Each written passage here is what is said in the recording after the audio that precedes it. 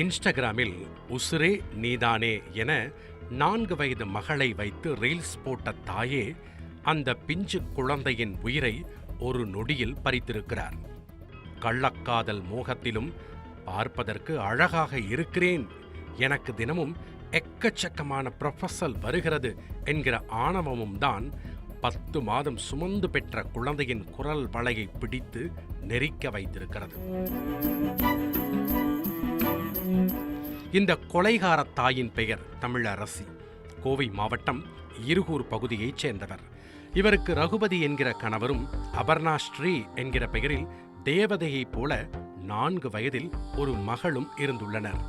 கொத்தனாராக பணியாற்றி வந்த ரகுபதியும் தமிழரசியும் சில ஆண்டுகளுக்கு முன்பு வரை 1000 சண்டைகள் போட்டாலும் தலைவன் தலைவியைப் போல சந்தோஷமாகவே வாழ்ந்து எதிர்காலம் குறித்தெல்லாம் கனவு கோட்டை கட்டியுள்ளனர். ஆனால் இவர்களின் வாழ்க்கைக்கு குறுக்கே வந்த வசந்த் என்கிற மற்றொரு கொத்தனார் தம்பதியின் கனவு கோட்டையில் விரிசலை உண்டாக்கியுள்ளார்.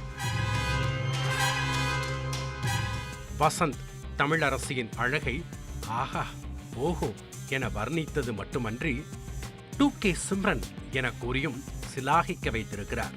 வசந்தின் வர்ணனைகளில் மயங்கிய தமிழரசியும் அவருடன் திருமணத்திற்கு மீறிய தகாத உறவை டெவலப் செய்திருக்கிறார்.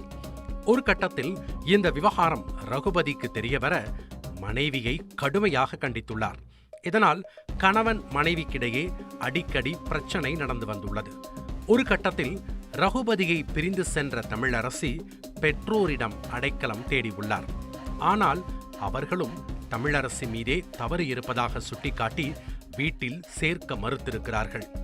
இதனால் தனியாக வாடகைக்கு வீடெடுத்து தங்கிய தமிழரசி வசந்துடன் சேர்ந்து சித்தால் வேலைக்கு சென்று வந்ததாக தெரிகிறது.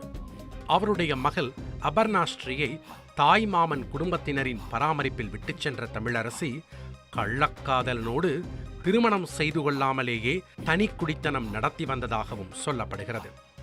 இந்த சூழலில்தான் தமிழரசி ரகுபதியை விவாகரத்து செய்துவிட்டு வசந்துடன் வாழ்க்கையை தொடங்க வேண்டுமென விரும்பியுள்ளார். ஆனால் தமிழரசியிடம் மகள் உயிரோடு இருக்கும் வரை நம்மால் சேர்ந்து வாழ முடியாதென வசந்த் தெரிவித்துள்ளார். இதைத் தொடர்ந்து பெத்த மகளை கொலை செய்வதற்காக தக்க சமயம் பார்த்து தமிழரசி காத்திருந்ததாக தெரிகிறது.